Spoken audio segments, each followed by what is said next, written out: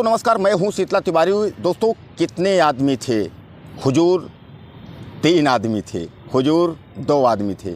याद आ गया होगा कि मैं आपको जो है फिल्म शोले, चर्चित फिल्म शोले के गब्बर की बात कर रहा हूं। तो अभी आपने फिल्म में देखा था गब्बर, लेकिन हकीकत में आपको मैं बता दूं कि अब देश और प्रदेश, खासकर उत्तर प्रदेश में गब्बर जो है वो आ गए हैं। जी हाँ, मैं अब बात कर रहा हूं ओम प्रकाश राजभर की। ओम प्रकाश राजभर इतने दिन परेशान थे मंत्रालय के लिए, उनको मंत्रालय पद नहीं मिला था। हालांकि जैसा मैंने आपको कई वीडियो में बताया है कि भारतीय जनता पार्टी के अलावा वह कई पार्टियों में रहे हैं। बहुजन समाज पार्टी के भी वो कद्दावर नेता हुआ करते थे, उसके बाद वो समाजवादी पार्टी में रहे हैं। अब समाजवादी पार्टी के बाद इस समय वो जो है बीजेपी में, बहुजन समाज पार्टी में जो है सबसे बड़े नेता के रूप में जो है उभरे हुए हैं।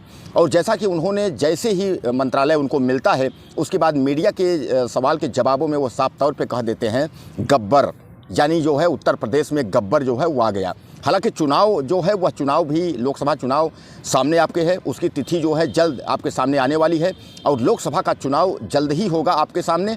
और आप एक बार फिर तैयार हो जाइए ऐसे गब्बरों से मुकाबला करने के लिए। यानी यह गब्बर जो कि किसी भी टाइम कुछ भी दल बदलू टाइप के नेता हैं, कुछ भी बोल सकते हैं। अभी आपने ओम प्रकाश राजभर का एक वीडियो आपने देखा है जिसमें उन्होंने जो है छात्रों को, जो हमारे छात्र सड़क पे हैं बेरोजगारी को लेकर के सरकार को घेरने का प्रयास करते हैं, अपनी आवाज़ उठाने का प्रयास करते हैं, उनको पुलिस दौड़ा दौड़ा करके लाठियों से पीटा करती थी, डंडों से पीटा करती है।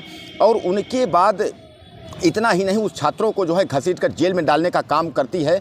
ऐसे छात्रों की आवाज़ उठाने के बावजूद उनको कह देते हैं ओम प्रकाश राजभर कि यह लतियाने लायक ही हैं, यह लात खाने लायक ही हैं। अगर टोपी पहन के अखिलेश यादव की अगर रैली करेंगे और धरना प्रदर्शन करेंगे तो यह लात ही खाएंगे। अब आप समझ लीजिए कि जिस पार्टी को छोड़ करके ओम प्रकाश राजभर, वही ओम प्रकाश राजभर हैं जब समाजवादी पार्टी में रहा करते थे तो योगी आदित्यनाथ पे निशाना साधते थे और वह कहते थे कि योगी आदित्यनाथ और नरेंद्र मोदी की हम मिट्टी मिला देंगे, यानी हम मिट्टी पलीद कर देंगे। ऐसा कहने वाले जो है ओम प्रकाश राजभर को एक बार फिर बीजेपी जो है आजमाने की कोशिश की है। और खासकर जैसा कि ओम प्रकाश राजभर आप जानते हैं कि जब वो गिनाने लगेंगे तो वो जो उनके जितने भी जिले पूर्वांचल से लेकर के उत्तर प्रदेश के हैं, सारे जिले वो रट करके रखे हुए हैं और सारे जिलों में उनकी तूती बोलती है। चुनाव में तो आपने देखा ही है कि घोसी विधानसभा एक सीट थी जिसको वह जो है एड़ी चोटी कर लिए बीजेपी के साथ और वह जिता करके बीजेपी की झोली में नहीं दे पाए।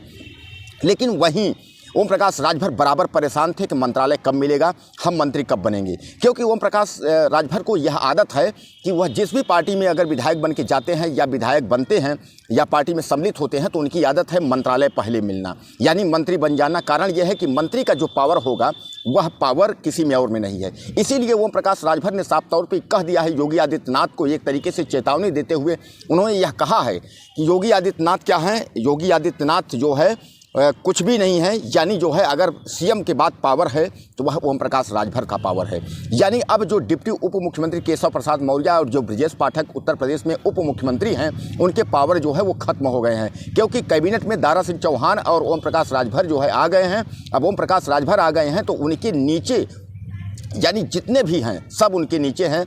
और खासकर उन्होंने यह भी कह दिया है कि गब्बर आ गया, यानी गब्बर भी उत्तर प्रदेश में उन्होंने बताया कि जो गब्बर का रोल है, यानी अब समझ सकते हैं कि शोले में गब्बर का क्या रोल है। यानी गब्बर जो है लूट खसोट करने में अव्वल रहता था। शोले फिल्म में गब्बर की पूरी कहानी आप जानते हैं कि वह जो गांव का नाम है क्या है, रामपुर राजगढ़। आप तो ज़्यादा फिल्म हम देखे नहीं हैं, फिल्म आप देखते ही हैं। उस गांव को लूटा करता था, लूटवाया करता था और उसके बाद उन लोगों को प्रताड़ित किया करता था। यही हाल जो गब्बर अगर बनने की कोशिश अगर उत्तर प्रदेश में राजभर कर रहे हैं तो गब्बर बन करके जहां एक और कहते हैं कि हम गरीबों की लड़ाई लड़ेंगे, महिलाओं के सम्मान में बीजेपी जो है बेटी बचाओ बेटी पढ़ाओ और महिलाओं के सम्मान में बीजेपी मैदान में, वहीं गब्बर जैसे लोगों को मंत्री बना करके और छात्रों को लतियाने वाले मंत्री को जो है एक बार मंत्री बना करके और बीजेपी जो है लोकसभा चुनाव लड़ने जा रही है। हालांकि ओम प्रकाश मंत्री बन गए और ओम प्रकाश जो है भारतीय जनता पार्टी में सम्मिलित पहले से थे, मंत्रालय के लिए बहुत नाराज थे। उन्होंने यह कहा कि हम होली नहीं मनाएंगे, अगर बीजेपी हमको मंत्री नहीं बनाती है, यानी हमको मंत्रालय कैबिनेट में शामिल नहीं करती है तो हम होली नहीं मनाएंगे। किसी तरह जो है उन्होंने डरवा धमका करके यह कह करके कि पूर्वांचल की सारी सीटें जो है वो उनके जेब में हैं, ओम प्रकाश राजभर के जेब में हैं।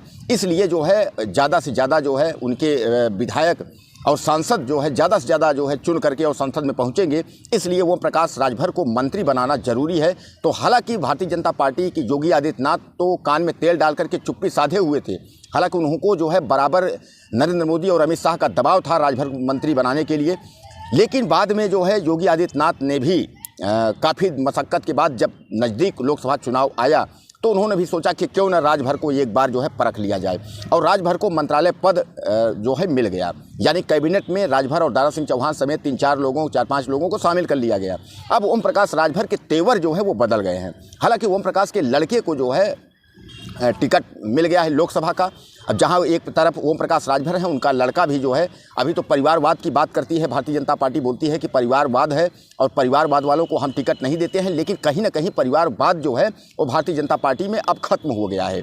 यानी कहने का तात्पर्य यह है कि अब तमाम जो परिवार के लोग हैं उन्हीं को टिकट दिया जा रहा है। और ख़ासकर बीजेपी यह जानती है कि लोकसभा चुनाव में कौन जीतेगा। हालांकि बीजेपी ने 195 सीट जारी कर दी है, और खासकर पूरे देश में जो 195 सीट जारी कर दी है, और उत्तर प्रदेश की बात करें तो उसमें उत्तर प्रदेश में 49 से 50 सीट जारी हुई है। तो इनमें जितने अहम लोग हैं उनको टिकट जो है मिल गए हैं। खासकर नरेंद्र मोदी, जैसा कि मैं आपको पिछले वीडियो में बताया भी हूं कि नरेंद्र मोदी पुराने अपने संसदीय क्षेत्र वाराणसी से ही लड़ेंगे, राजनाथ सिंह लखनऊ से ही लड़ेंगे, अमित शाह गुजरात के गांधीनगर से ही लड़ेंगे, शिवराज सिंह चौहान जो है वह मध्य प्रदेश के विदिशा से चुनाव लड़ेंगे, ज्योतिरादित्य सिंधिया जो है वह मध्य प्रदेश के गुना से चुनाव लड़ेंगे। वहीं निरहू रहे दुल्हन रहे बीमार निरहू सटल रहे, तो निरहू दिनेश लाल निरहुआ जो है आजमगढ़ से चुनाव लड़ेंगे। अब पवन सिंह को लेकर के जो है जिक्र चल रहा था कि भोजपुरी के सिंगर पवन सिंह को टिकट देने की बात, आसनसोल से टिकट उनको दिया जा रहा था, जहां पवन सिंह या तो शत्रुघ्न सिन्हा या बंगाल की वजह से, कारण क्या था कि 24 घंटे बाद उन्होंने मना कर दिया था। लेकिन एक बार फिर भाजपा जो है बीजेपी कोशिश कर रही है, आजमाने की कोशिश कर रही है कि पवन सिंह को एक बार फिर आरा से टिकट देने की कोशिश की जाए। हालांकि आरा से बीजेपी के जो है वरिष्ठ नेता वहां से चुनाव लड़ रहे हैं। अब उनका टिकट काटना और खासकर पवन सिंह को टिकट देना, तो कहीं ना कहीं जो है यह बीजेपी इस बार यह देख रही है कि लोकसभा चुनाव में 400 के पार सीटों को लाना है। ऐसे में 400 के पार सीटें कहां से आएंगी, कैसे आएंगी, इस तरीके जो है बीजेपी आंख बंद करके और जिताऊ प्रत्याशियों को वोट दे रही है। वहीं मैं आपको बता दूं कई लोगों की वोट कटने की संभावना है। जैसे अभी जो 195 की लिस्ट आई है उसमें लिस्ट में जो है मेनका गांधी, वरुण गांधी का नाम नहीं है।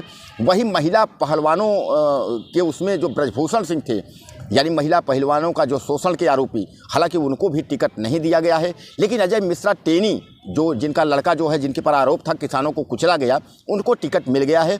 बहरहाल कई लोगों को टिकट कटने का, खासकर भोपाल से जो प्रज्ञा ठाकुर थी उनका टिकट काट दिया गया है, वहां से दूसरे को टिकट दे दिया गया है। इस तरीके से दूसरी लिस्ट अभी यानी बाकी है। अब यानी भारतीय जनता पार्टी दूसरी लिस्ट में किसको खुश करती है, किसको नाखुश करती है।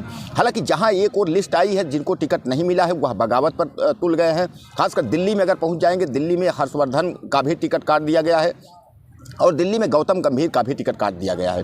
हालांकि उनको जो है टिकट काटने का यह हवाला दिया गया कि 70 के पार हो गए हैं, लेकिन ऐसा कुछ नहीं है। अब मामला क्या है यह तो पार्टी की अंदरूनी बात है, पार्टी समझ सकती है कि आखिर टिकट उनका क्यों काटा गया है। अब सबसे बड़ा सवाल यह है कि जिनका टिकट कट गया है वह बगावत में उतर गए हैं, भारतीय जनता पार्टी की खिलाफत कर रहे हैं। जिनको टिकट मिल गया है वह जो है बल्ले बल्ले उनकी हो गई है और वह भारतीय जनता पार्टी की तारीफ कर रहे हैं। अब भारतीय जनता पार्टी एक बार चाह रही है कि 400 के पार जाना है, 400 के पार कैसे पहुंचेंगे, टिकट कैसे आएगा और किनको टिकट देना है। इस तरीके से भारतीय जनता पार्टी बहुत सोच समझकर फूंक फूंक के कदम रख रही है। वहीं एक तरफ जो है एनडीए बनाम इंडिया का जो गठबंधन है, तो इंडिया के गठबंधन समाजवादी पार्टी और कांग्रेस मिल करके उत्तर प्रदेश में चुनाव लड़ रहे हैं। वहीं मायावती, अगर बसपा समाज की बात करें, बहुजन समाज पार्टी की, वह अकेले दम पर चुनाव लड़ना चाह रही है। दोस्तों, हमारे वीडियो को आप ज़्यादा से ज़्यादा शेयर करिएगा, चैनल को आप सब्सक्राइब कर लीजिएगा और हमें आप कमेंट बॉक्स में ज़रूर लिख कर दीजिएगा कि ओम प्रकाश राजभर की स्थिति के बारे में, कि ओम प्रकाश के जो बयान है और जिस तरीके से जो लोगों को बोल रहे हैं, अब मंत्री बनने के बाद उनके तेवर बदल गए हैं, आपकी उनके बारे में क्या राय है। ज़्यादा से ज़्यादा मुझे आप कमेंट करिएगा, मैसेज करिएगा। नमस्कार।